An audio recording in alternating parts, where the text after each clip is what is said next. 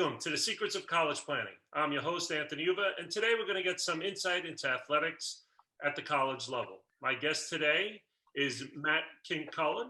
He is the Director of Athletics at Mercy College, and welcome to the show. Anthony, thanks for having me on. It's a pleasure.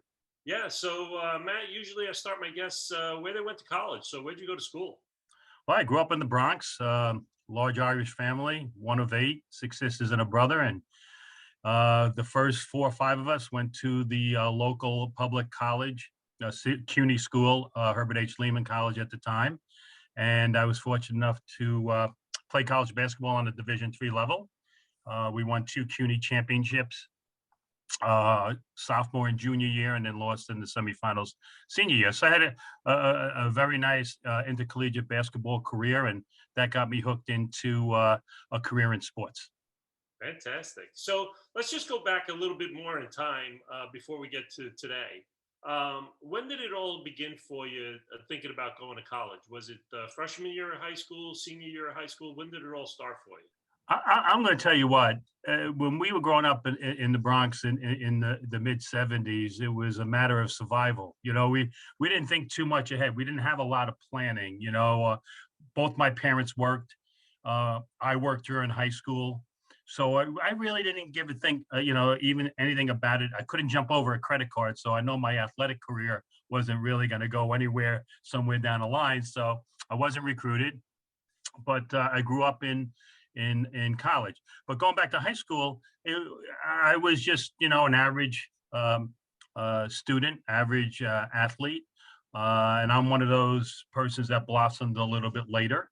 So the focus wasn't really much on where I was going to go to school. The focus was going to be on graduating out of high school and then figuring it out from there. Yeah. So now you go to college, and what's it like at college before you graduate? I could walk there. It was 10 minutes from where I grew up, and neither of my parents went to college. I have two older sisters. They obviously went before me, and then I was the first male in the family to attend college. So a whole new experience. A lot of structure in high school. When you get to college, you have classes at different times, and you find out that you have a lot of free time. And for me, sometimes the gym got in the way of of classes, so I didn't stay as focused on my academics as I should have. And thank God I had good teammates and good coaches that supported me. And the priority was getting to be a better student, and so I could stay eligible to be on the team. So that was a good part. And I think for any young person looking at a college, you want to make sure that you're with a coach that cares about you as a person and not just the athletic or the sport side of it. They're caring about what you're taking every semester academically, that you stay on progress towards your degree. And if you do slip through the cracks, which all young people do at certain times, you have somebody there that's going to support you and get you back on track. Great. So you graduate from college. How does one go from graduating from college to becoming the director of athletics at Mercy College? Well, let me tell you, it's been a long ride. I don't want to give up how old I am, but I spent 31 years as a college basketball coach. I was very fortunate to have teammates that worked summer basketball camps. And so our first big camp that we went to outside of New York City was at the University of Notre Dame in South Bend, Indiana. 6 of us got in a little duster and drove out all the way out to South Bend from New York City. And we had a great time. And I fell in love with the sport. Bronx Irish Catholic guy, fell in love with Notre Dame. And I let Coach Phelps know that, one day I'd like to be considered to work there. So he says, well, you got to get the work done wherever you're at. So we just don't hire anybody at the University of Notre Dame. We hire, people that we consider that's going to add to the university and enhance what we already have there. So that got me focused and determined, okay, how am I going to go about this? So I started as a local grammar school coach at Our Lady of Refuge High School in the Bronx, grammar school in the Bronx. Then I had a couple of good players, and a local high school coach hired me to be the JV assistant varsity coach. I started working camps during the summer besides Notre Dame. And I think the most important thing that I did, Anthony, was develop a network. And that's so important for people nowadays, because when you know people in different areas, different states, one, you find out a lot about them, but you develop your network. And I was fortunate enough to then meet Les Lombardi, who was a high school coach in Maryland, just got hired at Delaware Valley College. We were working up at Marist College camp in Poughkeepsie. And he says, hey, you interested in getting into college? I know you're a high school, coach, and some people want to stay in high school, others want to make the go to college. I said, yeah, no, tell me what you got. So he said, oh, you're going to be assistant JV coach. And no, you head JV coach, assistant varsity coach. And then when I got down there, I was also the assistant football coach. It was all part-time. I was making about $6,000 a year. So I was painting homes.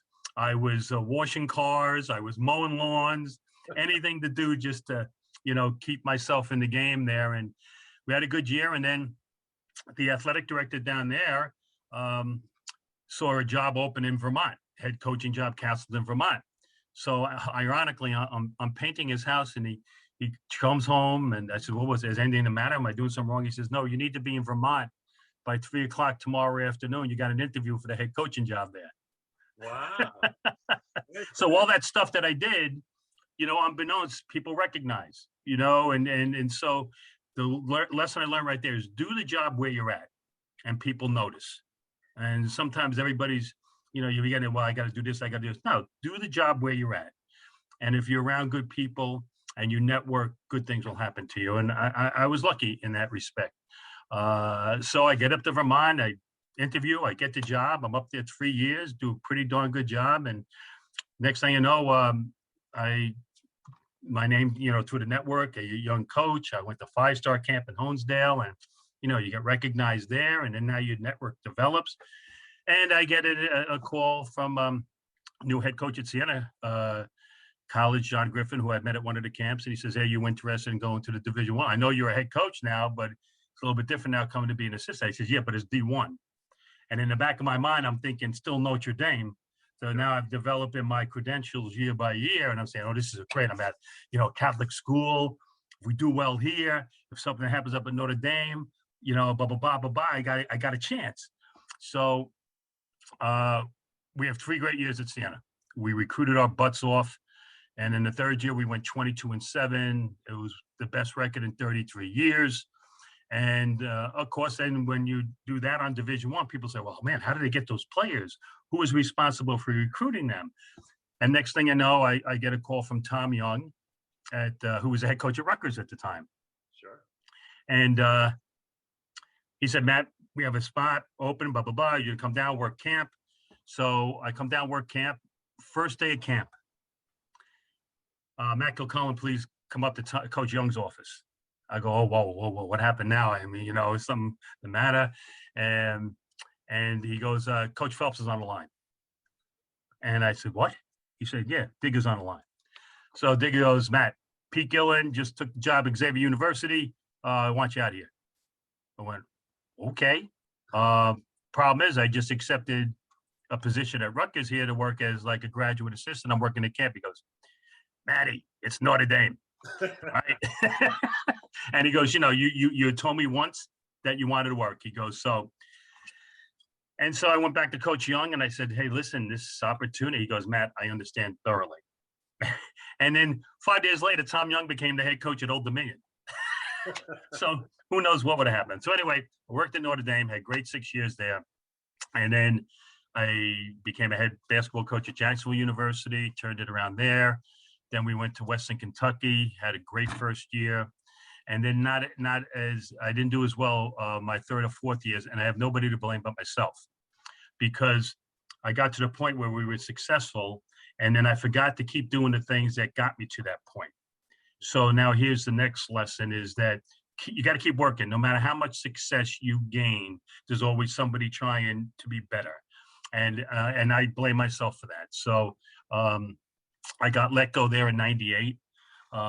Accepted a job at Manhattan College. They had lost a couple of assistants during the season, got back in the game, and then I got interviewed down at the University of North Florida in Jacksonville, Division II program, with aspirations to go D1. So I spent 10 years there, the last 4 doing the transition from D2-1, and I wouldn't wish that transition period on anybody. Wow. because you're not eligible for the conference tournament.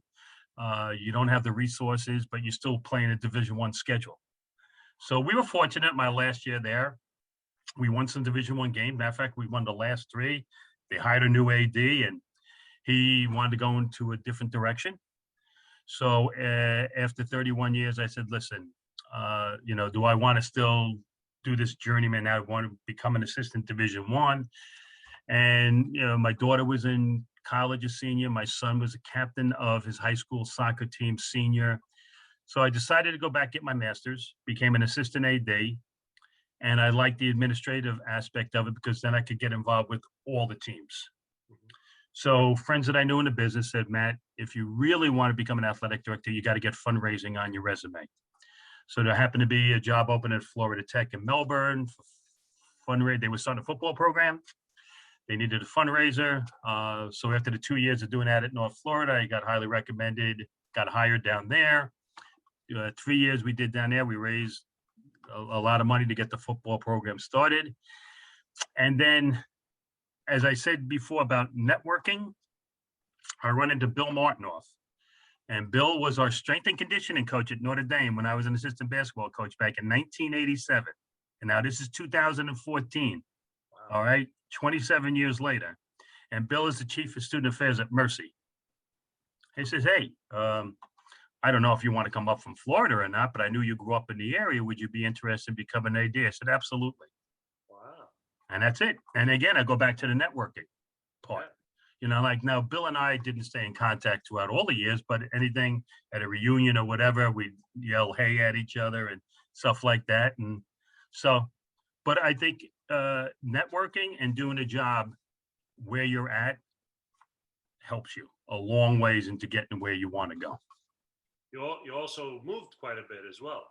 Oh yeah, I went from New York to Philadelphia to Vermont to Indiana to Jacksonville, Bowling Green, back to New York, back down to Jacksonville to Melbourne, Florida, now back up in New York. Yeah, wow, moving around. So yeah, but it was good, and a lot of good experience, met a lot of good people, and sure. I still keep in touch with the AD that gave me my first job in 1979, T.R. Terry, and other people along the way. And you don't forget those people, because those are the people that, solidified your roots and solidified who you are and got you going, on the path that you're on now. So I've been the athletic director here for 7 years.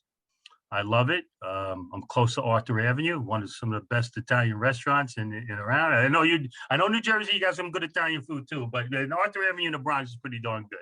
Yeah, and friends that I grew up with, we've reconnected. And I have a terrific staff here. They've been with me since I've been here 7 years. And that's the reason why we're having the success we're having right now at Mercy College. So that's what we're going to get into next is Mercy College. So give us a sense of what the school is like. What do students expect when they get there? Yeah, it's a small, our campus with the only residential housing as of right now is located in Dobbs Ferry, New York. About 40 minutes north of Manhattan, right on the Hudson River. So it's great for recruiting when we bring recruits in, and we're on our turf hillside seating of our turf field, and you're overlooking the Hudson River. So it's a great sell. It's a Hispanic serving institution. We have about 800 residing on campus, and we are now in the process of opening up a dorm in Manhattan on 34th and 6th, right across from Macy's, right down there by the Thanksgiving Day Parade. And we're going to have residential housing there to the tune of about 130 students. And then we also have a campus in the Bronx. So we have 3 main campuses and then another one in Tarrytown, but that's basically financial services, IT, and whatever. The main residential campus is in Dobbs Ferry, and that's where we have all our sports.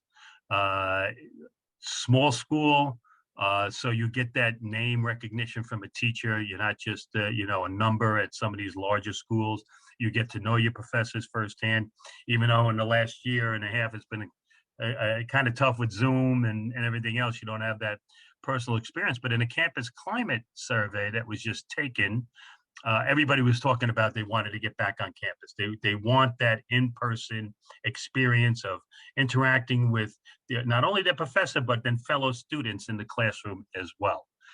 So we have a great school of business, a great school of nursing, occupational and physical therapy. Vet tech is a huge major on our campus. School of Business does a great job with their business honors program, and also sports management, exercise science, and then of course history. Cybersecurity is another big one that we have here on campus. So I would say the majority of our student athletes are business, exercise science, sports management, and then of course you have vet tech, psychology is another one. It just lends, you get to, the thing I love about it, Anthony, is getting to know everybody by name. Yeah. Because sometimes when you have big schools, like when I was coaching basketball at Division I schools, I wouldn't know anybody on the other team. You know, you may know their name or they're this and they're that, but you really don't know them. Here, you know people, you could talk to them. And I tell you what, this past Saturday is indicative of how we rally around each other. Our women lost a heartbreaker in the conference tournament finals of women's lacrosse. They were down 7-1 at halftime, tied it at 8, had an opportunity to get ahead, and unfortunately lost 10-9. Still got selected for the NCAA tournament, so we're still good. But despite that tough loss, the men were playing about an hour later. The entire team showed up, and they were in the stands. And I think if you're a Jet fan, you know they have that saying, Jets, Jets, Jets. I'm not a Jet fan, so I'm not gonna, so I'm a Giants fan. But anyways, they were doing that to the tune of Mavs, Mavs, Mavs. And I really think that really helped our team to see that even though the young ladies had just lost a heartbreaking game, they came right back out to support them. And that's what you'll find here at Mercy with our athletic department and also other people here on campus. We care. We care about what you do. We care about who you are. And we try to teach young people that it's not always about you. You know, and sometimes that's tough to do in this me world, with technology. And I think we really have a good thing going here, but you can't be satisfied. You got to make sure you ensure that things keep going. And we have great coaches here that do that in every sport. So what are the sports at Mercy College? We have 10 in the fall. We're a member of the East Coast Conference, and we have 2 schools upstate, Robert Wesleyan and Damon, St. Thomas Aquinas across the river in Spark Hill, New York, University of Bridgeport, Queens, Malloy, and University District of Columbia, down in Columbia. And then we have 2 transitional schools, College of Staten Island and DUville up in Buffalo, that will be joining the conference. So very, very competitive. Stack in men's and women's basketball has been nationally competitive. Our sports, women's soccer, we reached the Final Four in 2017. Men's soccer was in the NCAA tournament last time they played, won the conference championship. Then we have volleyball and field hockey. Field hockey is the only sport that participates in another conference, the Northeast 10, because the East Coast Conference doesn't sponsor field hockey as a sport. But they've been competitive. And we just got a new coach in volleyball because the former coach just got a nice administrative job, and which is what her career path, dictated. She told me when she got hired, if I have a chance to be administrator, I'd like to be an administrator. So she got a nice administrative at Lehman College, where I went to school. So I was very happy that Lehman College got somebody good. So we just had a new coach there. Both men's and women's basketball qualified for the conference tournament this year. Unfortunately, men were not able to participate because in their last home game, a member of the opposing team tested positive on that Monday. We played them Saturday. We got word that Monday that he tested positive. So our team, men's basketball team, was supposed to play that Wednesday. Season was over. That was heartbreaking. Yeah. And now we're having a terrific spring with our 4 spring sports, softball, baseball, and both lacrosse programs. It's the first time since I've been here that all 4 spring sports have qualified for the conference tournament, because they only take 4 teams out of the 10. So very happy. Softball, unfortunately, lost in the semifinals this past weekend, so their season is over. Baseball is playing in the semifinals of their conference tournament this weekend against Malloy. And men's lacrosse beat Robert Wesleyan to win their conference championship. And the women lost to Robert Wesleyan to become a runner-up in women's lacrosse conference championship. But unfortunately, they both had great years and were selected as the number 2 seed in each division, for the men and for the women for the upcoming NCAA tournament. So we got it's all we did today. We're making logistical travel practices because we have one coach, Joe Carassi, longtime high school coach at Mahopac High School, who's the associate head coach for both lacrosse programs. Wow. So he goes back and forth. So this Friday, the women are playing up in Rochester at 1 o'clock at noon, and if they win, they'll play at noon on Sunday. The men got a bye because of their seed right into the national quarterfinals. They may play either at 4 o'clock or 7 o'clock on Sunday. So we're praying 7 because it's only a 2-hour ride from Rochester to Erie, PA. So he can be at both games, NCAA tournament games. But the dedication that he has shown to both programs has really been terrific. And again, I come back to the people factor. We got terrific people here. Our president, who loves to come to our games, really hasn't been at games most of the year because of a lot of other things going on, keeping the school together. He sat in the rain on Saturday from 10:30 till 5:30 to watch both championship games. Wow. And when you have that leadership at the top, that trickles down to everybody. I said, you know what? The president cares enough to sit in the hill for 7 hours in the rain. We got a good school here. We got a good thing going. So what can student athletes expect when they come to Mercy College? They're going to work, and they're going to earn everything, and that's what we're all about. We're not going to paint any kind of beautiful picture. We've gotten to this point right now because the coaches are demanding. They make sure you go to school, and if you don't go to class, and if you don't fulfill your study hall hours, you're not competing. So first and foremost, you're a student first. Then we will develop you athletically. And then we're also very proud of things that we do in the community service area with the local children's villages, Abbott House, things that we work hand in hand with the local community and on campus. And I was very, very proud of our student athletes last summer with all the things going around, the events happening in our country, that we had various Zoom sessions, that we had open sessions about people speaking their minds about systemic racism, social inequality. And you know what, Andy, you think you know students until you just listen to them and hear them. So we formed, along with our SAC, our Student Athlete Advisory Committee, we formed the Maverick Standing Together Committee. And we had a march on campus. We've put banners up on campus. We've had open discussions about what's going on in society, because our job is not only to help you win games on the court or in the playing fields, but to win in the game of life. And that's one thing Coach Phelps always, as much as you want to, and especially as we know, Notre Dame's at the highest level, and that you got to teach young people how to survive when they get out, as I say, quote unquote, in the real world. So that's what you're going to expect. You're going to get challenged here. You're going to get challenged to be the best, which is the motto of the men's lacrosse team. And other teams have family. And so everybody has their own little slogan or motto for being successful. But there's no shortcuts here. You're going to come in. You're going to be you're challenged in practices. You're going to be challenged to become a better student. And you're going to be challenged to become a better person. And we're very proud of the people that have gone through the program, have graduated, and you know that you've done well when they come back. They want to come back and they want to support you and how you're doing, or you see the posts on Instagram or Facebook and they let you know how they're doing. So we got a ways to go, but I think we've made some good steps, Anthony, along this 7-year path. But having learned my lesson, we don't take anything for granted. Every day is a new day, and every day is a day to get better.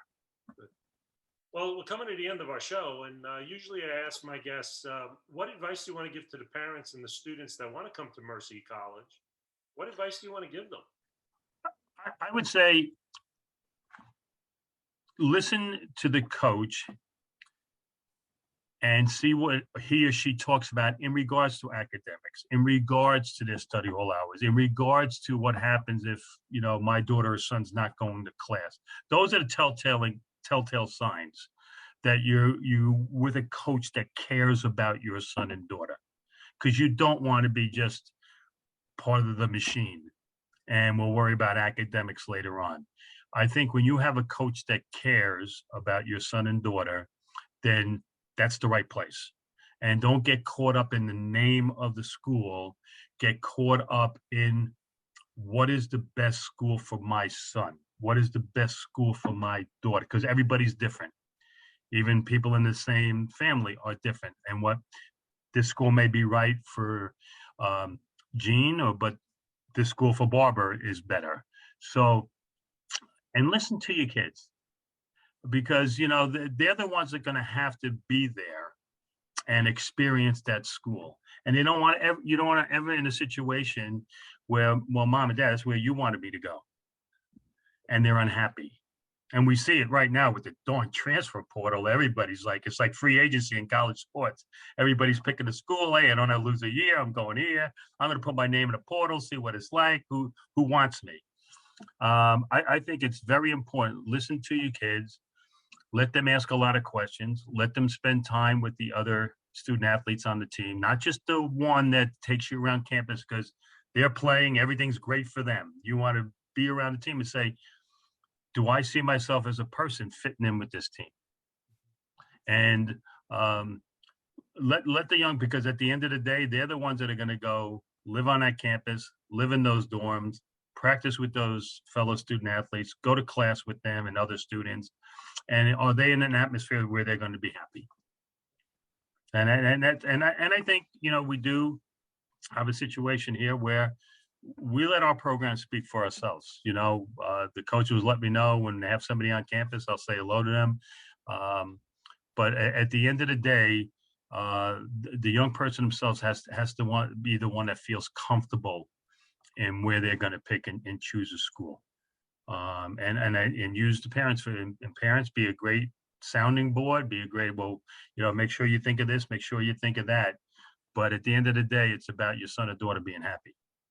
Great. Well, thank you very much, Matt, for coming on the show. I really appreciate it. Anthony, thanks for having me on. It's been great. Yeah. So you've been watching The Secrets of College Planning. I'm your host, Anthony Uva. Until next time.